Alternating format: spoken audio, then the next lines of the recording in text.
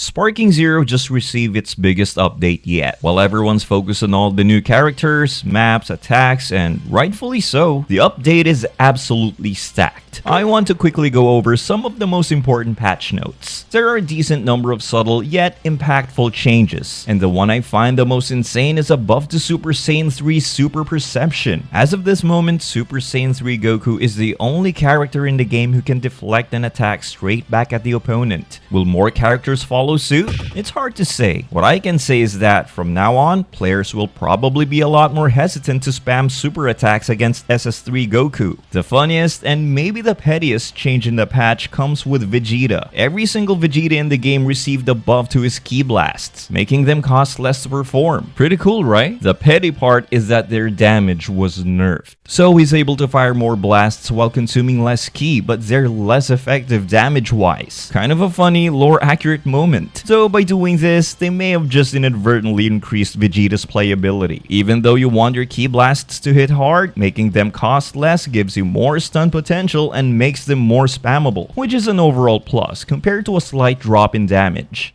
The patch notes also state that the duration before Z-Search is lost has been adjusted so that it now varies depending on the opponent. This is something I'm really curious about, but I'd like to run a few more tests before I present my findings. Expect more information on this in the next episodes of Secrets. Defending characters now recover a small amount of ki when they're hit by melee attacks. It's a pretty minor change, and I don't think it's going to have any major gameplay implications. You know, those unblockable rush type supers that certain characters had access to? Well, Majin Buu, Ribrianne, Kakunsa, and SSJ2 Daima Vegeta also had them. The difference was that theirs weren't immune to super perception. While you couldn't super perception everyone else's rush super, you could against these four. That's now been patched, so all four are finally immune to super perception as well. The characters on screen have also received an adjustment to their skill stock recovery after deflecting ki blasts. I can't really figure out what they were going for here. The character selection seems completely random, and I don't see any obvious pattern or connection between them. On the other hand, I think I did figure out the reasoning behind the very next patch note. It states that attack power now increases as health decreases, and then proceeds to list a bunch of Saiyan characters. I'm fairly sure this is a reference to the Saiyan's Zenkai boost. A Saiyan's power increases after recovering from a near-death experience, with a boost depending on how close they were to dying. Characters are finally able to destroy destructible objects and other environmental formations with rapid ascents and descents. Given how destructible everything else in this game is, it was always a bit jarring that these maneuvers couldn't break anything. The new sparking boost mechanic is easily one of the biggest game changers in this update. By sacrificing 2 skill points, you gain some substantial buffs. And if you happen to use SSJ for Goku's I'll beat you in 5 seconds skill alongside the sparking boost, let's just say your opponent won't be too happy with the damage output. Do with that information what you will. And to be fair, you need to spend 2 skill points on Sparking Boost, another skill point on I'll beat you in 5 seconds, and 1 more to activate regular Sparking mode. That's 4 skill points in total. So this insta-kill combo won't probably happen all that often. But when it does, a rage quit is probably inbound. Link Blast is another prominent new mechanic. After you perform a knockback, or in other words, send your opponent flying, the game gives you an option to tag in your partner and immediately follow up with a super attack. You even receive a buff if you pull it off successfully. Overall, it's a solid addition that gives us more combo options. I don't think it has the potential to be problematic, unlike Sparking Boost, but I guess time will tell. When you think about Devilman and his video game appearances, what's the first game that pops to mind? Regardless of the fact that Tenkaichi 3 wasn't even his first video game appearance, everyone associates him with it. So it's only fair that his big return to the mainline Dragon Ball console games is in another Tenkaichi game, 18 years later. Needless to say, the model and moveset look great, but I know what most of you are curious about. His Devilmite Beam Ultimate. For all of you newcomers to the series, Devilman's Devilmite Beam deals damage based on a character's evilness. For instance, Fat Buu takes significantly less damage than Evil Buu. Fun fact, Evil Buu gets one-shotted by the Devilmite Beam. All base forms of Goku takes 0 damage. Why? Because Goku is pure of heart. The moment he goes Super Saiyan though, the damage starts to pile up. I'm guessing that's because of the rage required to awaken the transformation. But get a load of this. UI Goku doesn't receive an ounce of damage. Now, there are two ways we can explain this. First, Ultra Instinct isn't a Super Saiyan transformation, so rage isn't a factor. That alone could be why he takes no damage. The second possibility is that he's simply too powerful for the beam to have any effect. The reason I even consider that theory is because of Beerus. Beerus is another character who's completely unaffected by the beam. And it sure as hell isn't because he's out saving kittens and puppies. Sure, you could argue that destroying things is literally part of his job. Does doing your job make you evil? Maybe. I don't know. Personally, I think Beerus is simply on a whole different level of power, and that's why the beam doesn't affect either of them. Whis doesn't take any damage either, but he's an angel. Literally. The contrast between Goten and Trunks has always been funny to me. Goten isn't affected by the beam at all. He's basically just a mini Goku. Trunks, on the other hand, takes damage. Maybe it's the Vegeta/Bulma influence. Or maybe it's because he refused to let Goten play on his new Red Magic tablet, which also happens to be today's sponsor. The Red Magic Astra 2 gaming tablet is an all-new, sleek, top-of-the-line, almost pocket-sized gaming machine. A perfect balance between portability and performance. Armed with a 9-inch OLED display, a 90.1 screen-to-body ratio, and a crazy responsive 185Hz refresh rate, the Astra 2 tablet delivers an ultra-smooth experience for browsing, streaming, and most importantly, gaming. As you'd expect, the specs are top-notch, meaning even the most demanding mobile games won't be a problem. The Astra 2 is the first mass-produced tablet to feature liquid cooling, which, by the way, you can actually see the liquid pumping and circulating on the back of the tablet in real time. Its massive 8,300 mAh battery can be charged in about an hour and provides over 9 hours of non-stop gameplay in some of the most demanding mobile games. And if you simply leave it on standby, it can last for nearly 30 days. As always, Red Magic's game space is here, allowing you to choose between options to save battery, boost performance, or just let you play around with dozens of unique customizable settings and plugins. And of course, you can play any of your favorite Dragon Ball games, whether it's mobile or console game. Some Xenoverse? Maybe some fighters? How about Sparking Zero? The Astra 2 is available worldwide in various editions, each designed to match your specific needs. Be sure to check out the Red Magic Astra 2 gaming tablet by using my link in the description or the pinned comment. Even when the boys fuse into Mighty Mask, they still take damage. But it's the exact same amount as base Trunks. Ader, Supreme Kai, and Oob are the remaining characters who take 0 damage from the beam. And one last interesting oddity I noticed, base Toppo takes a noticeable amount of damage from the beam. However, once he goes into his destruction form, the amount of damage he receives is not only lower than his base form, but it's even lower than Super Saiyan Goku's. No clue how to rationalize that one. A common criticism that's been leveled against Sparking Zero is the lack of muscle mass on certain characters. The majority of that criticism was aimed at Goku's models, particularly his LSSJ3 model. Even after the update, most of Goku's models remained untouched. However, there was a single upset: pale blonde hair and lore-accurate muscle mass. Perhaps one of the best looking Goku models to date. The only catch is that this bulked up version only appears for a few brief moments during his ultimate. Yeah, I know, I had my hopes up too when I saw the trailer. Speaking of getting my hopes up, false Super Saiyan Goku. No, he isn't playable, unfortunately. He's just a part of early Goku's ultimate, which is still pretty cool, don't get me wrong. In fact, this might be his first ever appearance in a mainline Dragon Ball console game, and that's pretty commendable on its own. But if you ask me, they could have gone a step further and made it a temporary power-up for early Goku, similar to Kaioken.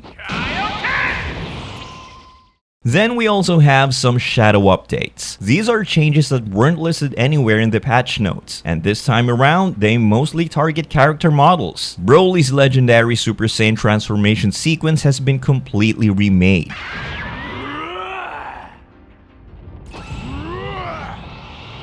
Let's enjoy this.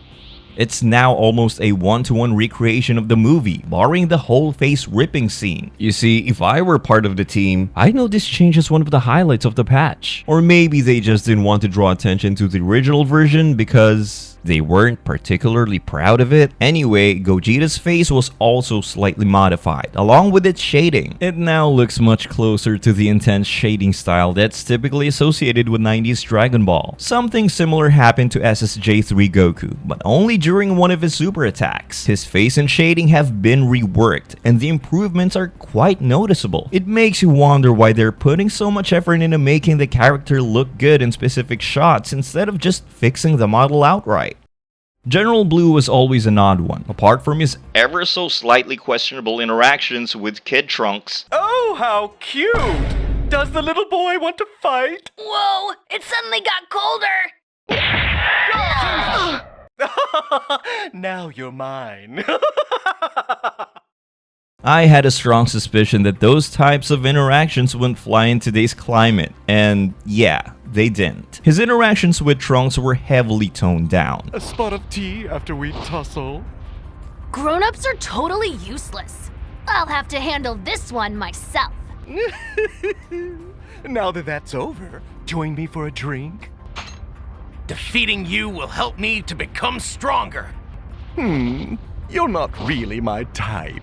He also had a strange gimmick with his jump. If I recall correctly, he had the highest jump in the entire game. It could have had something to do with the developers giving all the non-flying characters from OG Dragon Ball a bit of extra jump height as compensation. Because lore-wise, I don't think there's really an explanation. I also tested him in Sparking Zero, and he jumps just as high as everyone else. So whatever they were going for back then doesn't seem to apply anymore. The localization team, however, didn't shy away from making pop culture references. Kakarot, bring on your Super Saiyan 4, 5, or 6, 7, whatever you want. I'll surpass you in every way.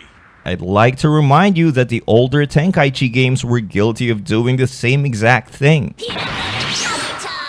Hero Digarin was the only character in the game who was able to freely fly in the Tournament of Power thanks to his wings. Taking the base game's launch roster into account, there weren't really any other characters they could have objectively justified giving that ability to. None of them really had wings or any other appendages that would make sense. That was the case until the first batch of downloadable content released in the form of the Superhero DLC. As we all know, the Superhero DLC came with Cell Max, a character who unmistakably flies using his wings, making him a perfect candidate to add some more variety to the Tournament of Power's gimmicky flight restrictions. But they never bothered to for some inexplicable reason. Even in the Neo patch, they still haven't done it. But I'm glad to see that they haven't entirely forgotten about the Tournament of Power's gimmick, because both Devilman and Nova Shenron can freely fly thanks to their wings. We already talked about Devilman, but Nova looks just as great. In fact, every single character model that released in this DLC looks beautiful. The OG Dragon Ball characters look true to their era, and the devs weren't afraid to play around with the character models to capture Toriyama's exaggerated expressions. Also, the Meteor combination is finally on the character that it was always supposed to be on. Can we get a moment of silence for Midku's Meteor combination? I don't think anything needs to be said about the new transformation sequences from Super 17, SSJ Bardock, and my god, especially SSJ for Vegeta. At long last. He also goes golden grade A for a few frames before the screen turns white. Nice touch. It's weird that this insane looking transformation sequence ends with such a stiff pose from SSJ for Vegeta. It reminds me a lot of the Dynamite transformation scene he had when the game originally released. For all of you who don't know, during the first week after the game launched, people found out that SSJ for Vegeta had a transformation pose, with the obvious implication that we were supposed to get GT Vegeta in his base or Super Saiyan forms. We thought it happened soon, but yeah. All I know is that if base Vegeta had released as part of the original roster, we sure as hell wouldn't have gotten this amazing transformation sequence. Compare it to GT Goku's. Not exactly anime accurate now, is it? In hindsight, it really does seem like the game was rushed to release alongside Daima. I'd say another piece of evidence is the new story modes. Considering the update is still fresh, I won't spoil them. But let's just say there are some spicy what-ifs. All of the new story campaigns are for base game characters, not DLC ones. So it really makes you wonder whether they were originally intended to be part of the base game and simply got cut because of a rushed release. This next shadow update is so unimportant, so stupid, but they actually went out of their way to fix it. In my last episode of Secrets, a viewer of the channel noticed that Krillin's Cell Saga outfit was missing his fingernails while all of his other outfits were perfectly normal. Even now, I'm still amazed that this person was able to notice it because, as I said in that video, I don't think even the devs knew. I don't know if someone from the team saw the video, but Cell Saga Krillin is finally reunited with his fingernails. Once again, a huge shout out to One Lil Bean for pointing this out to me. Whenever a new character releases, it's safe to assume that there will be tons of new character interactions, but one of them really stands out if you're aware of the context. Each time Goku and Bardock get paired up, the dialogue usually goes something like, "Hey, is that you, Kakarot?" And Goku always hits him back with the classic, My name is Goku, and I'm from Earth. The interactions are basically the same in the Neo DLC. However, this time we have Super Saiyan Bardock, and while the initial exchange remains the same, if you win with Bardock, he says something unexpected. Grow strong, Kakarot. No, Goku! Stronger than me! Stronger than anyone! My headcanon is that Goku's "My name is Goku and I'm from Earth" response has become sort of a meme because of how often it's appeared in Dragon Ball games, so the dev team wanted to make a little joke by having Bardock finally acknowledge what Goku said. We have 4 new stages, each with different time of day versions, along with a few new variations of existing stages that were added as a part of the free update. New game modes. Honestly, it's a pretty massive update. I can't wait to cover more of this stuff in the next episode. Till then, let me know what you all think of the update, and I'll see you in the next one.